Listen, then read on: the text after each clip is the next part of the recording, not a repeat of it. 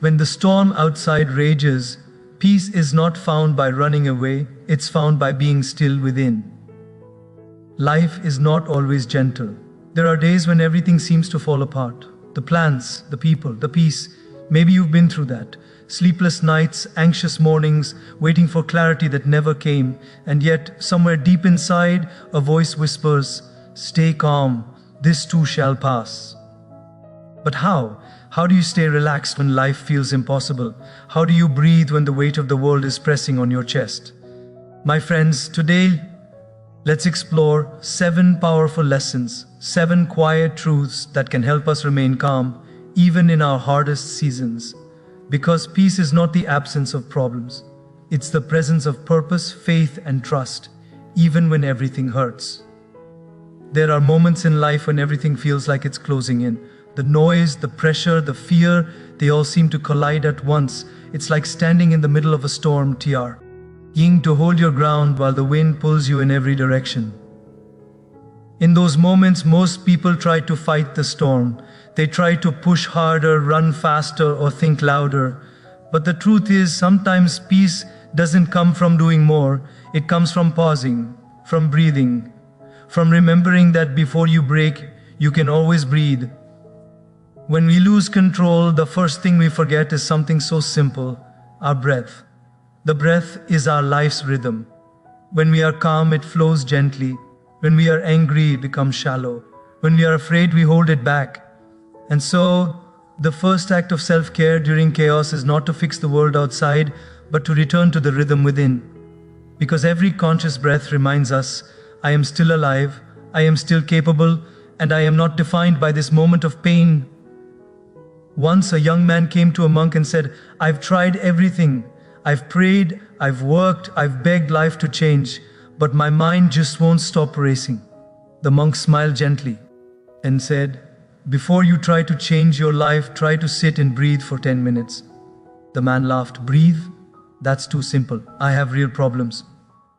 But the monk only nodded and said, "Then your peace must begin with something simple." Reluctantly, the young man tried. He sat down, closed his eyes, and took one slow breath, then another, then another. With each breath, he began to notice.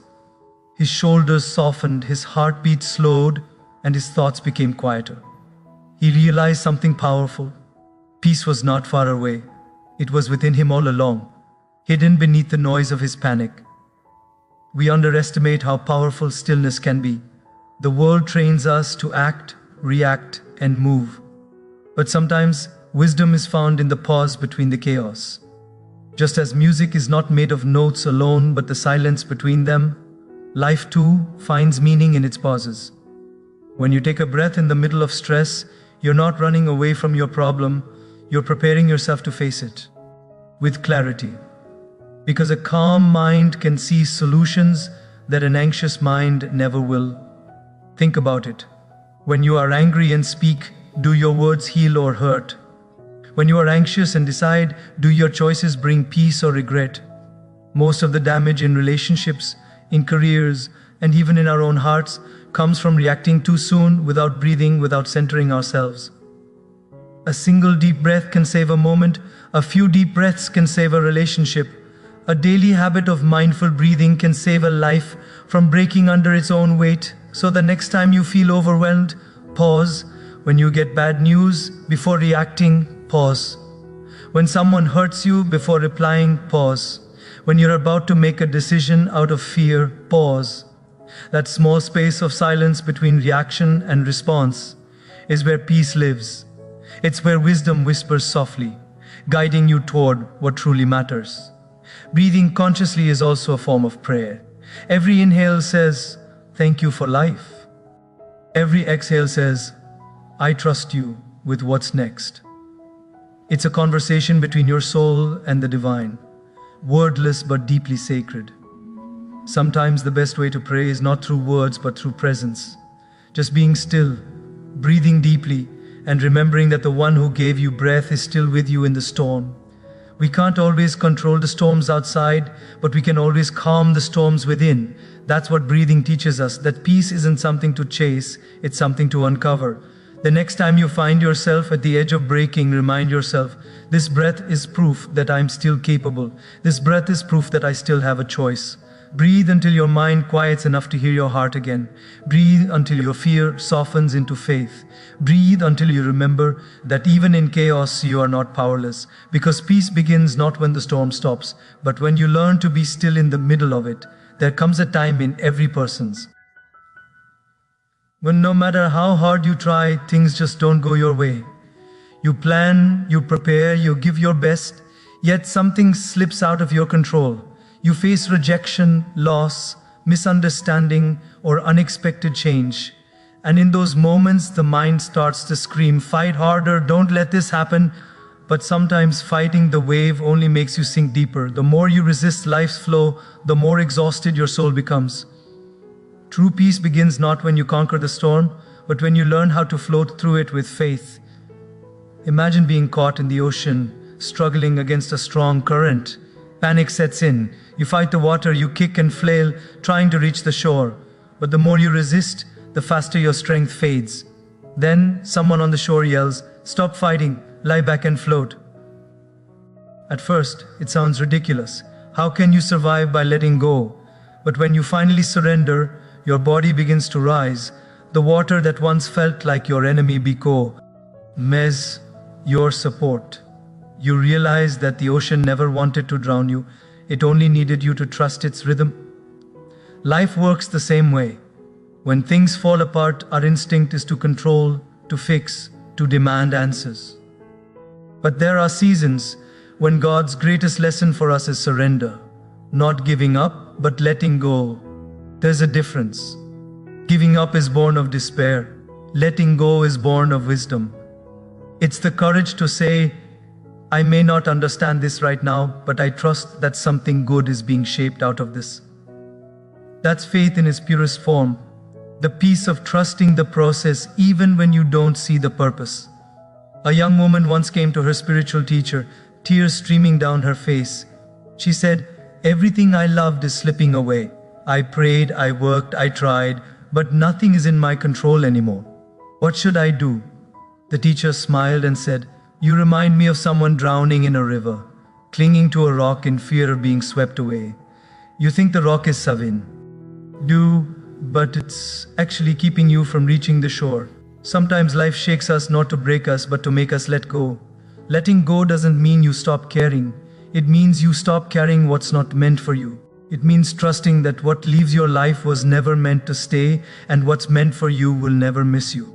The wave that knocks you down is the same wave that can carry you to shore if you stop resisting and start flowing. There is a deep wisdom in nature. The river never fights its flow. It doesn't question the rocks or the bends along the way. It simply moves gently, steadily, trusting that its path will lead to the ocean. In life too, not every detour is a mistake. Some of the things we call delays are divine redirections. Some of the things we call losses are silent blessings in disguise. When you learn to float, you stop wasting energy on what you cannot control. You stop asking, "Why is this happening to me?" and begin asking, "What is this tea aching me?" That one shift in mindset transforms pain into power. It turns bitterness into wisdom. It helps you see that the wave was never your enemy. It was your teacher. Every tough situation you faced has shaped you in ways comfort never could. It made you stronger, humbler, more compassionate, more faithful. The people who've learned to float through hardship carry a certain calmness in their eyes, not because their lives are easy, but because they've learned to trust that every wave, no matter how fierce, is part of a larger ocean of purpose. So when life throws you into uncertain waters, remember this: you are not meant to drown, you are meant to rise. Relax your spirit, stop overthinking the future, stop fighting what's already unfolding. Just as the ocean holds the floating body, the divine holds your heart. Trust that you are being carried to where you need to be, even if it's not where you wanted to go. The greatest peace comes when you finally whisper, "I let go." When you surrender control and allow faith to take over. And then, slowly, the current that terrified you begins to carry you gently forward. The chaos starts to make sense. The pain starts to heal. You begin to see that the wave didn't come to destroy you. It came to teach you how to trust deeper, love purer, and live lighter. So stop fighting the wave. Learn to float. Because when you float in faith, you discover that even the roughest waters can carry you closer to your destiny. There's something about worry that quietly steals life from us. It begins as a small thought, just a whisper in the mind. What if this doesn't work out? And before we realize it, that whisper grows into a storm. We replay the same fears again and again, as if worrying harder will somehow change the outcome. But here's the truth: worry doesn't empty tomorrow of its problems. It only empties today of its peace. Every time we sit and worry, our mind gets trapped in the prison of what ifs. What if I fail? What if I lose? What if they don't like me? What if everything falls apart? But instead of asking, what if we asked, what can I give? Because service, even a small act of kindness, has the power to melt the heaviness of worry into something beautiful. Purpose. When your mind is restless, the best therapy is not more thinking, it's more giving. The heart finds healing when it learns to serve. When you turn your focus from what's missing in my life to what difference can I make in someone else's life, something shifts inside. Suddenly, the world feels lighter, your problems seem smaller, and your heart feels alive again. I remember once meeting a man who had lost everything in a financial collapse. His business failed, his savings were gone, and his relationships were falling apart. He came to me, his eyes filled with despair, and said, "Swamiji, I can't stop worrying. Every morning I wake up with this heavy feeling that my life is over." I gently asked him, "How many hours a day do you spend thinking about your situation?" He sighed, "All of them." I said, "Then for just 1 hour each day, stop thinking about yourself and think about how you can help someone else. Visit an old age home, feed the poor, teach someone a skill, just 1 hour of service a day." He was skeptical but desperate, so he agreed. Weeks later, he came back and I could see something had changed. His face looked lighter. His words had a calmness that wasn't there before. He said, "I still have problems, but I don't feel crushed by them anymore. When I'm serving others, my heart feels full. It's strange. When I help someone smile, it feels like my own pain becomes smaller." And that's the paradox of life. The more you focus on easing someone else's pain, the more your own pain begins to fade. Worry keeps you trapped in self-centered thinking. Service breaks that wall. Service doesn't remove your problems, but it gives them meaning. It reminds you that you're not here just to survive. You're here to serve. Think of a candle. When it lights another candle, its own flame doesn't shrink, it doubles the light. In the same way, when you share your time, your care, your smile, your light grows. You feel more connected, more human, more alive. You don't have to do something big. You don't have to wait for the perfect time. Just begin with something small. A kind word, a patient ear, a helping hand. Even smiling at a stranger is a form of service because it spreads peace. When your energy goes towards serving, your mind shifts from "why is this happening to me?" to "how can I bring light into this?" That single shift from self-focus to selflessness is the doorway to calm. Because peace doesn't live in the mind that's always asking, "What do I get?" It lives in the heart that asks, "What can I give?" When you live this way, life starts to respond differently. People are drawn to you. Opportunities open up. And even when challenges remain, your HEA feels stronger. Because serving others fills you with a sense of purpose that worry can never give. Sometimes the best way to stop drowning in your own thoughts is to reach out and lift someone else. When you do, you realize that your struggle was not meant to destroy you. It was meant to deepen your compassion. You begin to see that maybe, just maybe, your pain was preparing you to understand someone else's pain more deeply. When you help another person smile, you are not only bringing light into their life, you are reminding your soul of what truly matters. So when you catch yourself worrying, ask instead, Whose burden can I lighten today? And you'll find that the more you give, the more you receive in return, not in money, not in success, but in something far more precious: peace. Because the heart that serves doesn't sink, it rises, it shines. It rests in the quiet joy of knowing, I may not be able to fix everything, but I can still make a difference. And that, my friends, is where true relaxation begins. Not in the absence of struggle, but in the presence of service. There is a quiet magic in gratitude, a power so gentle yet so strong that it can turn storms into stillness.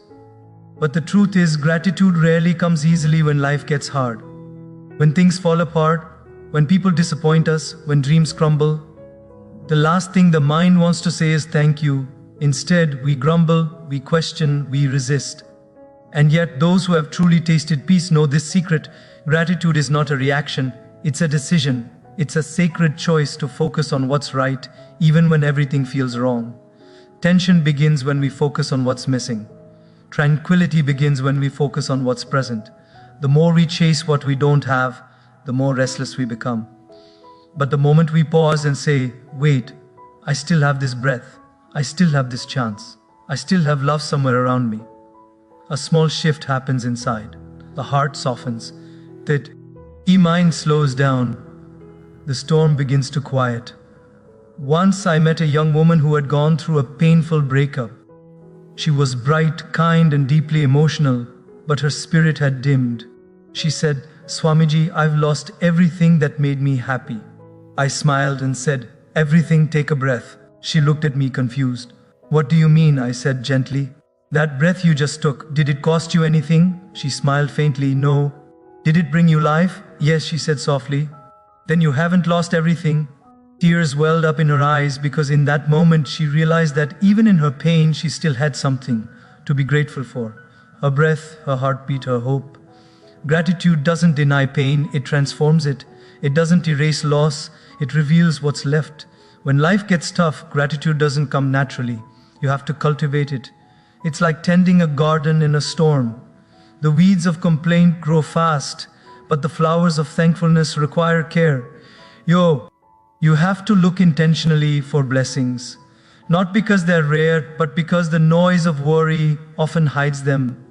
Sometimes the smallest things can bring us back to peace. The warmth of sunlight on your skin, a kind word from a stranger, a meal on your table, a roof over your head, a friend who listens, or even the fact you for the warmth. When the storm comes, I say thank you for the lesson. The student asked, so you're grateful even when things go wrong? The monk smiled and said, my child, things don't go wrong, they go the way they're meant to go. Gratitude helps me see that. That's the beauty of gratitude. It doesn't make life perfect, it makes life peaceful. It helps you trust that even in the middle of pain, there's still purpose. Even in the middle of loss, there's still love. Even in the middle of chaos, there's still grace. When your heart learns to say thank you, not just for what feels good, but also for what teaches you, your entire experience of life changes. You begin to see that every disappointment brought you closer to humility. Every delay protected you from something unseen. Every struggle built strength you didn't know you had. So the next time you feel tension rising, stop for a moment. Look around, look within, and whisper, thank you. Thank you for this breath. Thank you for another sunrise. Thank you for the strength to carry on. Because when you focus on gratitude, you realize you're not empty. You're blessed in countless invisible ways. Gratitude doesn't just change your mood, it changes your frequency. It tunes your heart to peace. It takes your focus off what's beyond your control and brings you back to the simple miracle of being alive. You see, tranquility isn't found in perfect circumstances. It's found in a grateful heart. Gratitude turns your gaze from what's lost to what's left, from worry to wonder, from tension to trust. And that trust, that quiet faith, is where real relaxation begins. So today, breathe deeply and say thank you. Not because everything is perfect, but because you are learning, growing, and still being guided. The more grateful you are, the more peaceful you become. Because gratitude doesn't change your world, it changes the way you see your world, and that changes everything. We live in a world that glorifies. Everything around us screams, faster, hurry up, don't waste time. We rush through our mornings, our meals, our relationships, and even our prayers. We chase success like it's a finish line that keeps moving further away. And in this constant race, we forget something simple yet profound. Some of the most beautiful things in life take time. Flowers don't bloom overnight. Rivers don't carve valleys in a day. Even miracles unfold one breath at a time. But when life slows down, when things get delayed, when progress seems invisible, our minds start to panic. We ask, why is nothing happening? Re was still no sign of life. People mocked him, you're wasting your time, there's nothing growing there. But he continued to nurture the soil, trusting the process he couldn't see. Then in the 5th year, something incredible happened. The bamboo sprouted. Within 6 weeks, it grew over 60 feet tall. What had been happening all those years? The roots were growing deep, deeper than he could see, stronger than he could imagine. The delay wasn't death, it was preparation. Life works the same way. When things seem still, don't assume nothing's happening. God is often working in silence, building roots, forming strength, preparing your blessings. You may not see growth on the surface, but deep within your soul is being shaped. Sometimes when God slows us down, it's not to punish us, but to protect us. Because not everything that comes fast lasts. Quick success can inflate the ego, slow growth builds character. Quick love can fade, slow love matures. Quick answers may please the mind, but slow answers purify the heart. The pause in your life might just be God's way of saying, I'm preparing something greater than what you asked for. A man once told me, Swamiji, I've prayed for something for years, but it's still not happening. Maybe God forgot me. I smiled and said, when a teacher is silent during a test, it's not because he's left the classroom, it's because he's watching how well the student applies what he's already learned.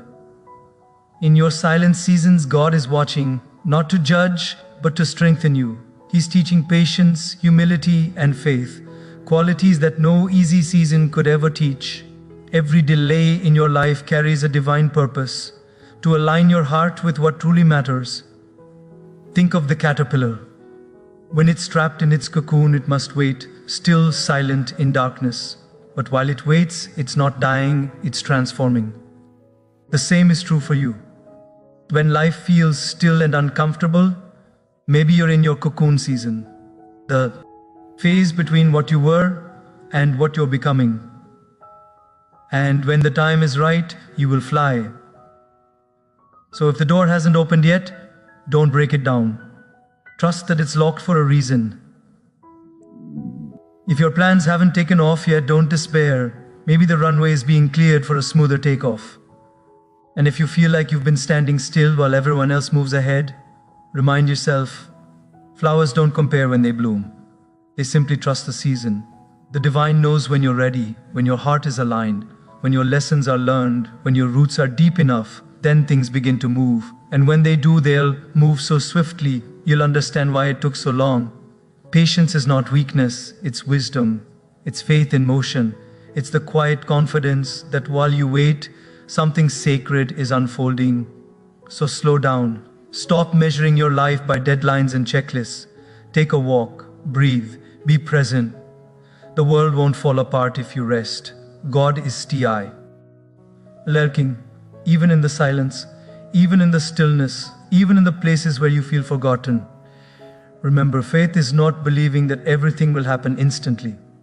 Faith is believing that everything will happen exactly when it's meant to. And when it does, you'll look back and realize every delay had meaning, every pause had purpose, and every waiting moment was a whisper of love from the one who knew your path better than you ever could. So, slow down. You are not behind. You are right where you need to be. Trust the timing, trust the process, trust the unseen hand that's still working quietly, patiently, lovingly for your highest good. In life, one of the hardest lessons to learn is how to love deeply without losing yourself completely, how to care sincerely without carrying everything on your shoulders, how to stay connected without being consumed. We often confuse attachment with love, but they are not the same. Love is freeing, attachment is binding. Love gives strength, attachment drains it. And that's why one of the most peaceful skills we can ever learn is the art of detachment, not to disconnect from people, but to stay centered while staying connected.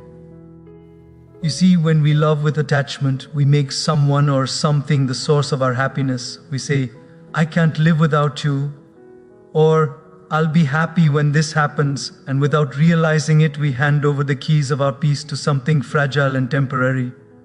The moment that thing changes or leaves, our peace shatters. But when we love with detachment, we say, I'm grateful for you, I care for you deeply, but my happiness is not dependent on you.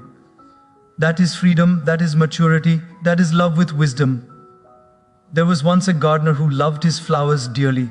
Every day he watered them, trimmed them, and spoke to them with tenderness. But he was so attached that he couldn't bear to see even a single petal fall. When a flower began to wither, as all flowers must, he became miserable. He tried to hold the petals in place, tying them back, shielding them from the wind, and in doing so, he crushed the very beauty he wanted to protect. One day an old monk passed by and said, My dear friend, love your flowers, but let them bloom and fade in their own time. You cannot stop the petals from falling, but you can enjoy their fragrance while they last. That's what detachment means. To love fully while knowing everything in this world is temporary. People will change, circumstances will shift, even your own emotions will rise and fall. But when your peace depends on something that changes, your peace will always be at risk. Detachment teaches you to hold everything lightly, with care but not with control. The Bhagavad Gita beautifully explains this principle. Perform your duty but remain detached from the results. In other words, do your best, but don't tie your peace to the outcome. You cannot control how others act, but you can always control how you respond. You can't make people stay, but you can choose to stay calm when they leave. You can't predict every storm, but you can anchor your heart in faith when the winds blow. Detachment doesn't mean you stop feeling. It means you stop being enslaved by your feelings. It doesn't mean you stop caring, it means you care wisely. It doesn't make you cold, it makes you clear. When you practice detachment, you begin to experience relationships as spaces for growth, not for possession. You start loving people for who they are, not for what they give you. You stop trying to control others and start controlling your own mind. I once met a woman who said, Swamiji, I love my son so much that I can't stop worrying about him. I think about him day and night. My mind never rests. I said, that's not love. That's attachment dressed as love. True love cares but trusts. It protects but allows. It supports but doesn't suffocate. You must learn to detach from the worry, not from your son. She stared at me, surprised. But how can I stop worrying? She asked. I said, by realizing that worry doesn't protect him, it only punishes you. Trust does what worry never can. When you trust God, you free both your heart and His. Detachment also applies to our goals and possessions. You can work hard, earn well, and strive for success. But if you become attached to outcomes, stress will follow you everywhere. The moment you start saying, I must succeed, peace disappears. But when you say, I'll give my best, and let God handle the rest, you instantly relax. Detachment turns anxiety into effort and obsession into devotion. True peace is not found by running away from the world, it's found by learning to live in it without being trapped by it. Like a lotus flower that grows beautifully in muddy water but never lets the mud touch its petals, we too must learn to live in the world, fully engaged, yet inwardly free. When you love someone, love them completely, but let them breathe. When you chase a dream, chase it with passion, but don't lose your peace if it takes longer to arrive. When you face failure, learn from it, but don't let it define your worth. This balance between love and detachment is what keeps the soul calm amidst life's noise, because ultimately, detachment is not about walking away from the world. It's about walking into every moment with grace, knowing that everything here is passing. But your peace doesn't have to. The more you detach from the temporary, the more you connect with the eternal. And that connection is where the deepest calm lives, the kind of calm no one can take from you. So, love without fear, care without clinging, give without expecting, and walk through life lightly, gracefully, peacefully, knowing that when your happiness is anchored in the divine, no loss, no change, no storm can take it away. There are moments in life when the path feels too dark to see, too heavy to walk, and too long to finish. You try to stay sane, wrong, but your strength runs out. You try to stay positive, but the silence grows louder. You wonder, where is God in all of this? Has He forgotten me? My dear friends, the truth is, He has never left. You may not feel His presence in every storm, but He is there, walking beside you through every step, even when your eyes cannot see Him. When everything is going well, faith feels easy. But faith is not tested when life is calm. It is tested when life feels unbearable, when prayers go unanswered, when doors stay closed, when the tears fall and no one seems to notice. In those moments, it's not that God has gone silent. It's that He is asking you to listen deeper, beyond your fears, beyond your doubts, beyond the noise of the world, to that quiet whisper in your soul that says, I am still here. I remember once meeting an elderly woman who had lost her husband, her home, and her health, all within a few months. Yet there was something radiant about her. Her face, though lined with age and loss, carried a peace that words can't describe. I asked her, how do you stay so calm after losing so much? She smiled softly and said, when everything was taken away, I realized something beautiful. I never lost the one who was carrying me through it all. When I had nothing left to hold, I learned who was holding me. Those words touched me deeply because that's what faith truly is. Not the belief that life will always be fair, but the unshakable trust that no matter how unfair it becomes, you are never alone. Sometimes God calms the storm outside. Other times, He lets the storm rage and calms the storm inside of you. Both are miracles. One changes your situation, the other changes your heart. We often ask for the first, but the divine gives us the second, because inner peace lasts longer than outer ease. You see, when a child walks through a dark place holding their father's hand, they don't fear the darkness, not because it disappears, but because they care. Now who's holding their hand? The darkness loses its power because love is stronger. That's what happens when we remember who walks beside us. Life may not become easier, but it becomes lighter. The pain may not disappear, but it becomes bearable. The road may not shorten, but it becomes sacred. Think about the times in your life when you didn't think you'd make it, yet somehow you did. Think about the pain you thought would never end. Yet here you are, still breathing, still standing. You didn't survive by accident. You survived because someone was silently guiding you through what you couldn't handle on your own. When your mind whispers, I'm all alone, your heart must reply, no, I'm not. Because the one who created you walks beside you, not behind, not ahead, but beside. When you cry, He doesn't turn away, He listens. When you stumble, He doesn't leave, He steadies you. When you feel lost, He doesn't get frustrated, He gently redirects your path. Sometimes we think faith means having no fear. But faith doesn't mean you never feel afraid. It means you don't let fear make your decisions. You still walk forward step by step, whispering, I don't know how, but I know who. And that simple awareness changes everything. There's a story of a man who looked back on his life and saw it as a long stretch of footprints in the sand. For most of the way there were two sets, his and God's. But during the hardest parts of his life, there was only one. He asked God, why did you leave me when I needed you most?